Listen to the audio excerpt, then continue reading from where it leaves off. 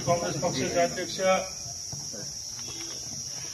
रायश्वरराव चव्हाण, ईश्वरजी मुंडे, अंबाजोगाई तालुका अध्यक्ष Rajbhau Awtade, market committee सभापती अंकुशरावजी Ingale, ऋषीभाई Adaskar, Diliprao गुळबिले, doctor Jalaluddin Inamdar साहेब, प्राध्यापक मुजफ्फर सर, बाळासाहेबजी नांदे, नाना गुरुजी, आपले रावसाहेबजी राऊत, भारतराव गालफाडे जिल्हा परिषद सदस्य, भागवतराव नेटके, शिवदासजी थळकरी, लक्ष्मीकांतजी लाड, अजरभाई इनामदार, अमरजी पाटील, सुशीलभाई अंधारे, ओम भोगडा, प्रशांतजी देशपांडे, समोर बसलेले सर्व मान्यवर, सगळ्यांची नावं घेता येतील.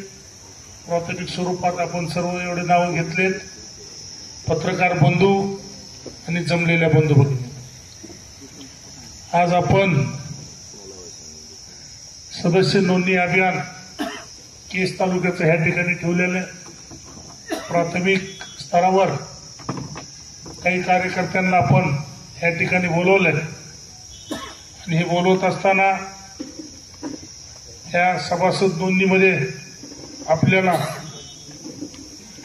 ह्या ठिकाणी एकूण 11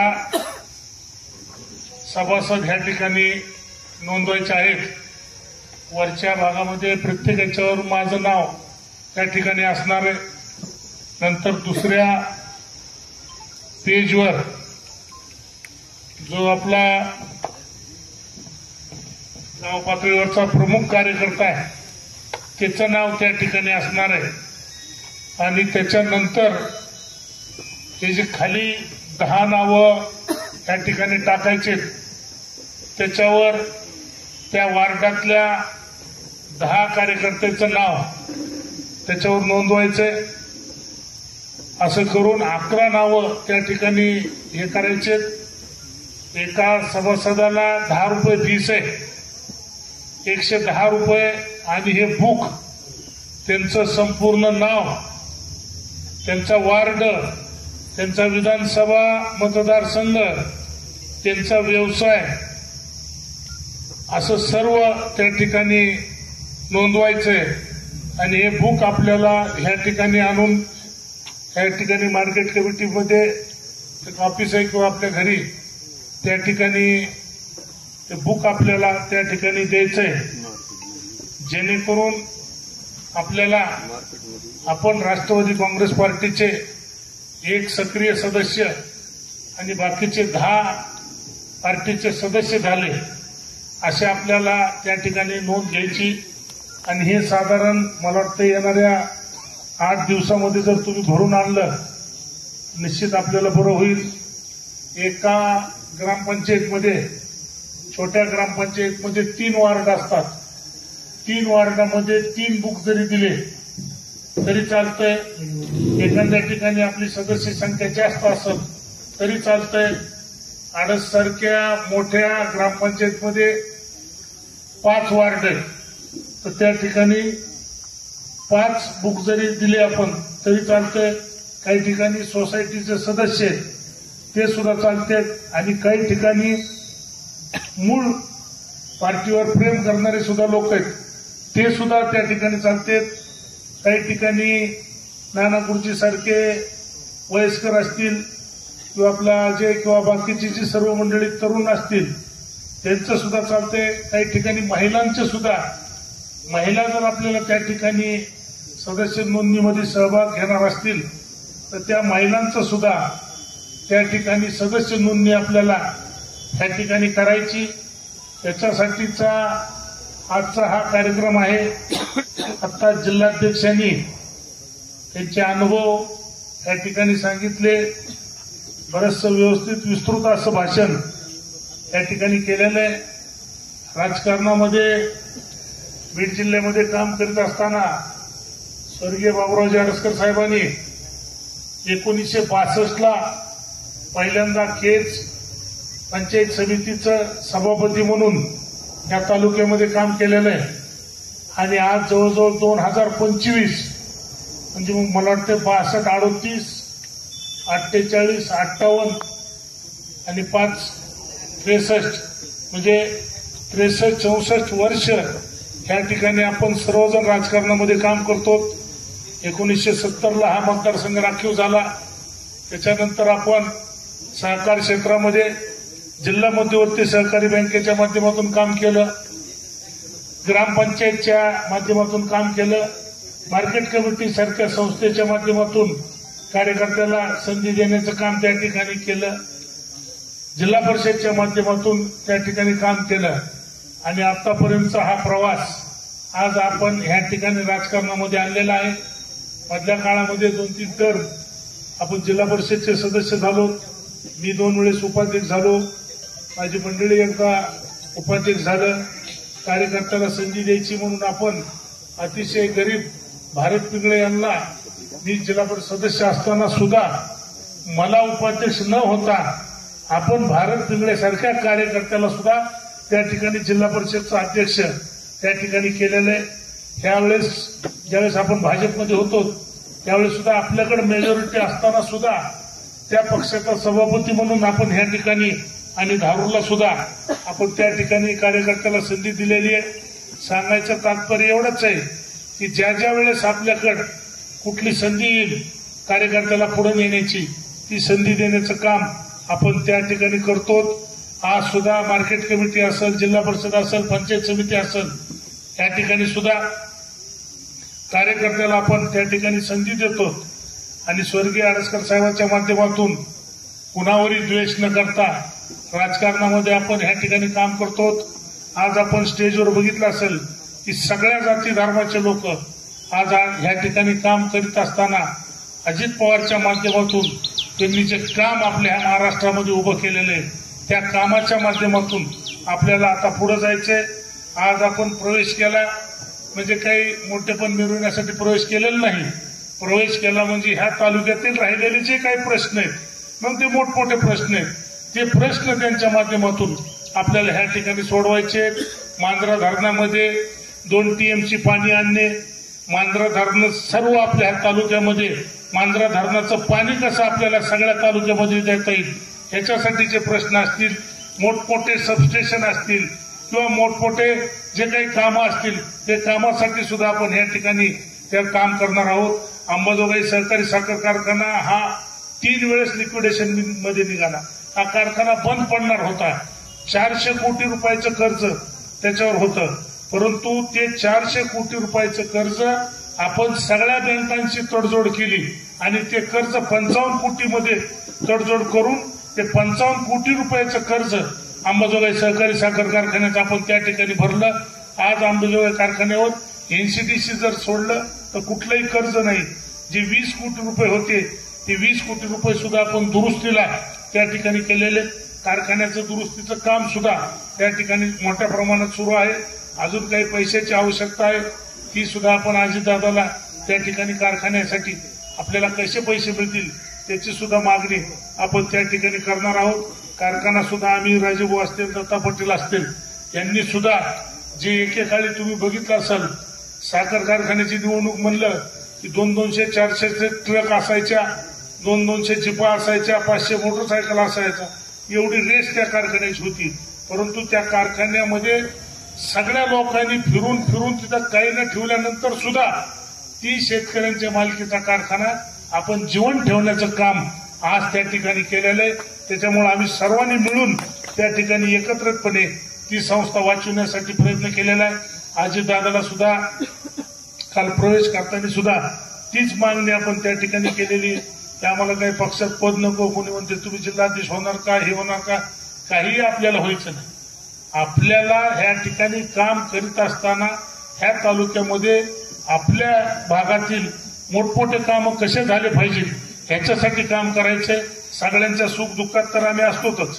आता कुणाच्या लग्नाला पत्रिका आली त्याला जातो, कुणाचं दुःख झालं त्या ठिकाणी जातो, परंतु तो भाग एक माणुसकीचा सोडला तर राजकारणामध्ये इथून पुढच्या काळामध्ये आपल्याला जे काही मोठमोठे कामं करता येतील त्या कामासाठी आपल्याला ह्या ठिकाणी राजकारण करायचंय.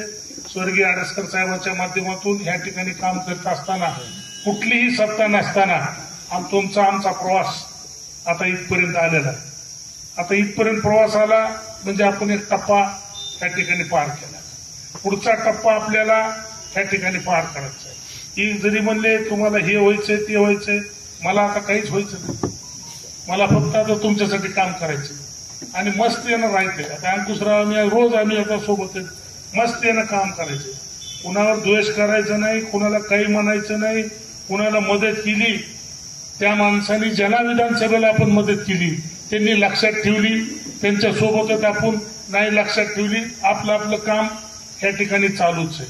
परंतु राजकारणामध्ये काम करताना कुठल्याही वेळेस केव्हा जेव्हा संधी मिळाली आपण त्यावेळेस संधीचं सोनं केलेलं आहे. आज आपण जिल्हा मध्यवर्ती बँक ज्यावेळेस अस्तित्वात होती, मेघराज साहेब त्यावेळेस संचालक होते. ते गेल्यानंतर बँकेत जर महिन्याच्या मिटिंगला गेले तर 100 200 MTO ते ह्या ठिकाणी मंजूर करून आणायचे आणि एवढे पैसे शेतकऱ्यांना वाटायचे. ते पैसे सुद्धा नंतरच्या काळामध्ये कर्जमाफीमध्ये ते पैसे सुद्धा त्या ठिकाणी माफ झाले. जिल्हा परिषद कशाला म्हणतील तर जिल्हा परिषद म्हणजे काय हे सुद्धा आपण त्या ठिकाणी दाखवून दिलेले. बरेचसे आमच्या विरोधातले सरपंच होते, त्यांना सुद्धा त्या काळामध्ये जिल्हा परिषदच्या माध्यमातून आपण ह्या ठिकाणी मदत केली आणि विनामूल्य मदत. आणि इथून पुढच्या काळामध्ये जर आपल्याला सगळ्याला जिल्हा परिषदेला संधी मिळाली तरी विनामूल्य मदत असणार. कुणाकुणही काही घेणं नाही. बापूरावची माझी ओळख सुद्धा नव्हती. बापूराव सरपंच होते त्यावेळेस. त्यांना म्हणलं तुमच्या गावात काय पाहिजे ते नुसतं सांगा. ते मला बी लक्षात येत नव्हतं आणि काय नव्हतं. प्रत्येक गावामध्ये जिल्हा परिषदच्या माध्यमातून प्रत्येक योजना देण्याचं काम त्या काळामध्ये केलेलं आहे. मधल्या काळामध्ये गॅप पडला.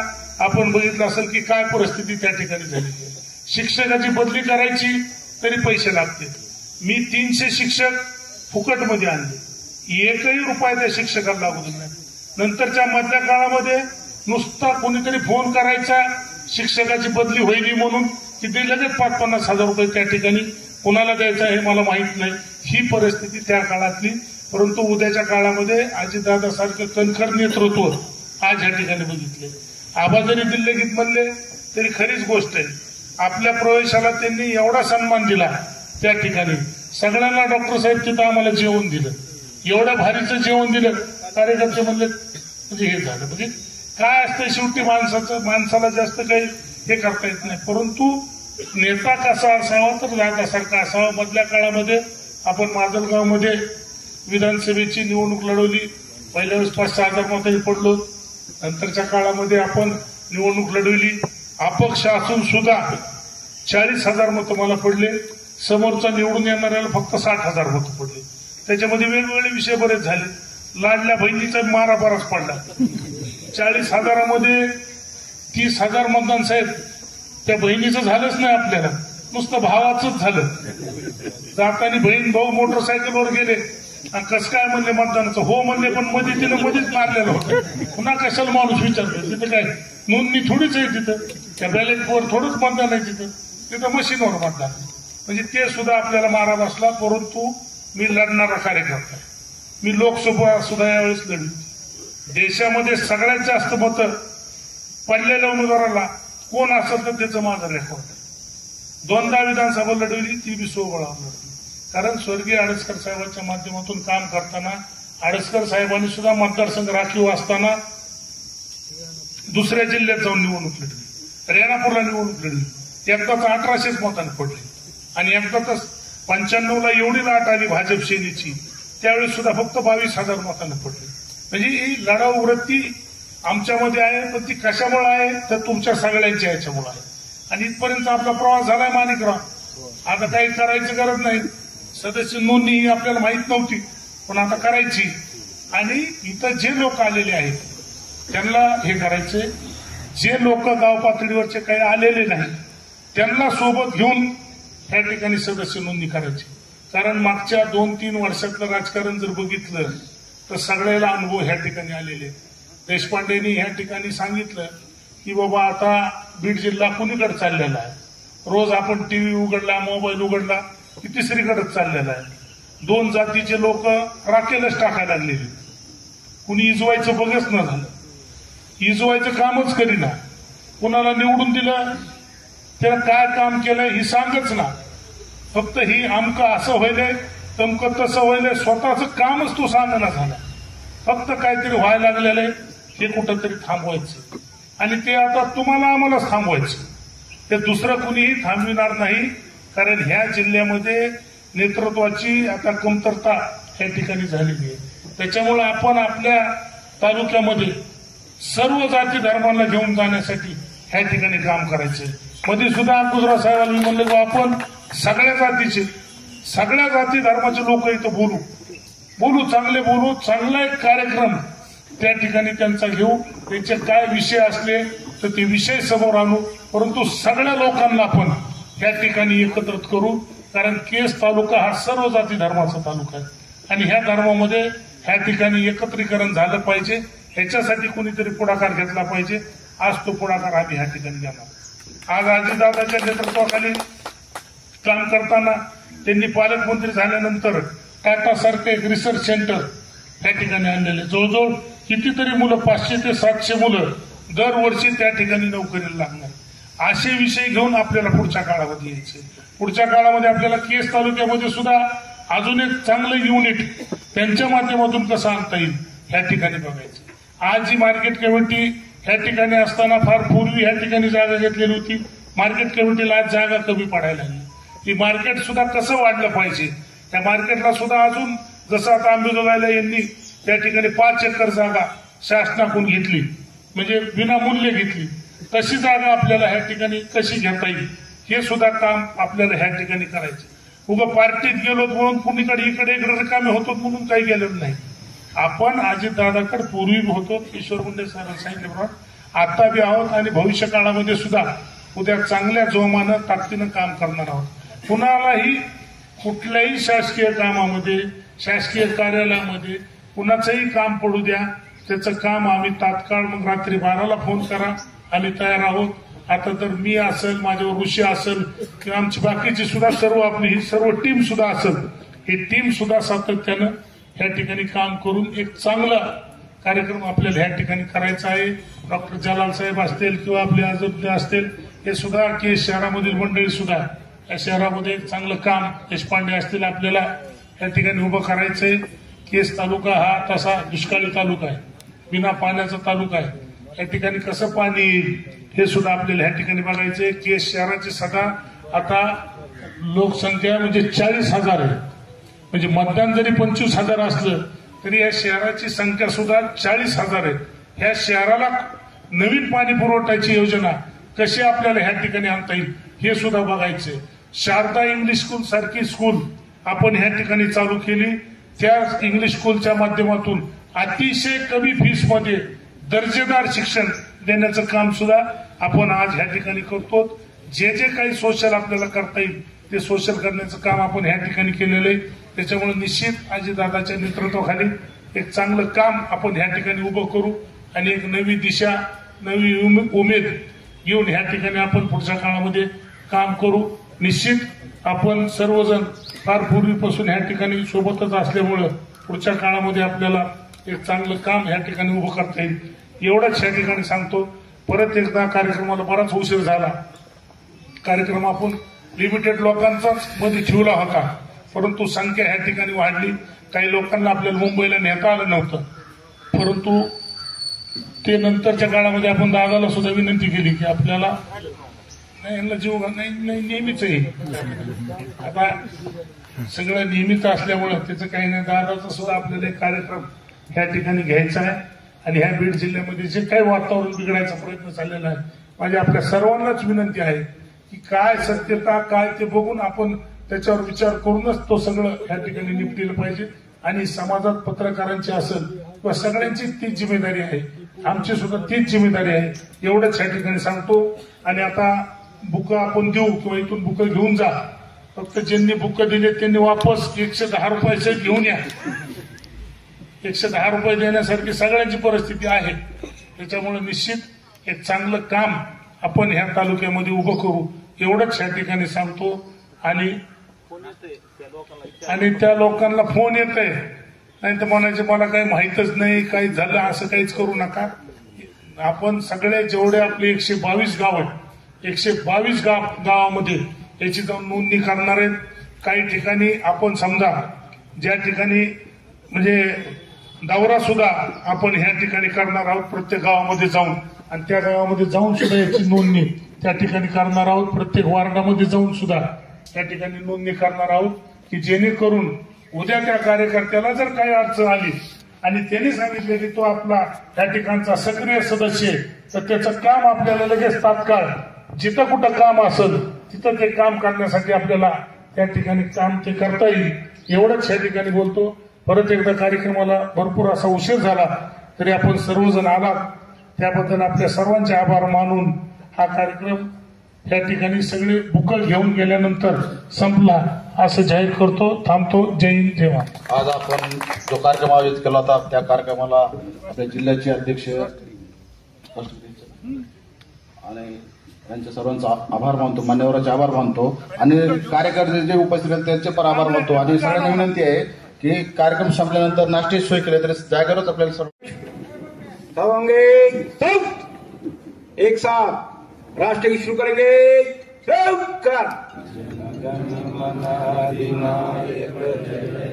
भारत भाग्य विधाता पंजाब सिंध गुजरात मराठा द्राविड उच्चल वंग विंध्य हिमाचल यमुना गंगा उच्चल जलधि तरंग तव शुभ नामे जागे तव शुभ आशीष मागे गाये तव जय गाथा जन मंगलदायक जय हे भारत भाग्य विधाता जय हे जय हे जय हे जय जय जय जय हे. भारत माता की जय. भारत माता की जय. भारत माता की जय.